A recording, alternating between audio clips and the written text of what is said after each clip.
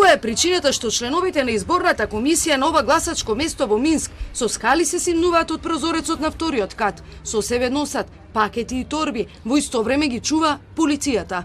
На социјалните мрежи во Белорусија се побројни се снимките кои укажуваат на изборен фалсификат.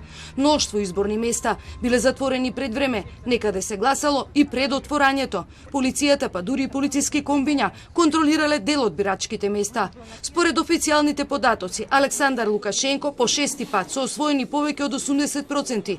Повторно стана председател, а неговата противкандидатка Светлана Тихановскаја освоила близу 10%. Од изборната комисија велат не очекуваат промена на изборниот резултат. Вот такие предварительные данные, которые будут, конечно, по мере подготовки заседания Центральной комиссии, посвященной итогу выборов, они будут уточняться.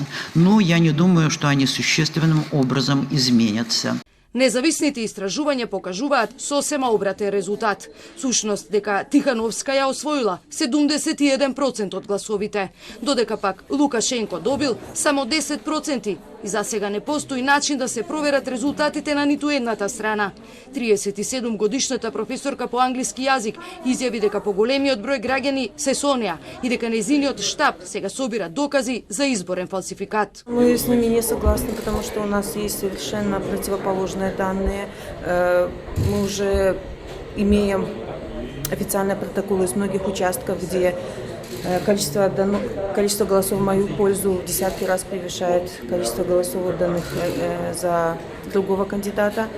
Вот. И мы сейчас собираем доказательства всякого рода фальсификаций. Синоќа хаос на улиците на Минск. Демонстрантите предводени од опозицијата фрлаа факели и камења кон полицијата, а таа употреби солзавец против нив. Невладините информираа дека полицијата насилно ги задушувала протестите во другите градови. Според локалните организации за заштита на човековите права, еден човек загинал откако бил прегазен од полициско комбе, додека другите демонстранти се здобиле со повреди во судирот со полицијата. Во Минск се повредени 50 луѓе, а над 120 во целата земја. Лукашенко вети дека ќе го задуши секој протест. Полскиот министер за надворешни работи денеска побара акција од Европската унија, а од белоруските власти да ја запрат репресијата и да започнат диалог со граѓаните. Unia Europejska musi podjąć działania na rzecz wstrzymania ewentualnych rozwiązań siłowych na Białorusi i Polska jako członek Unii Europejskiej, jako sąsiad Białorusi będzie zabiegać o aktywność w tym względzie. Amnesty International на Твитер објави дека полицијата во Минск врз демонстрантите фрлила 6 шок бомби и истрелала неколку куршуми, а полицијата привела над 100 демонстранти. Во исто време, прв кој му честиташе за победата на Лукашенко беше кинескиот председател Си Џинпинг.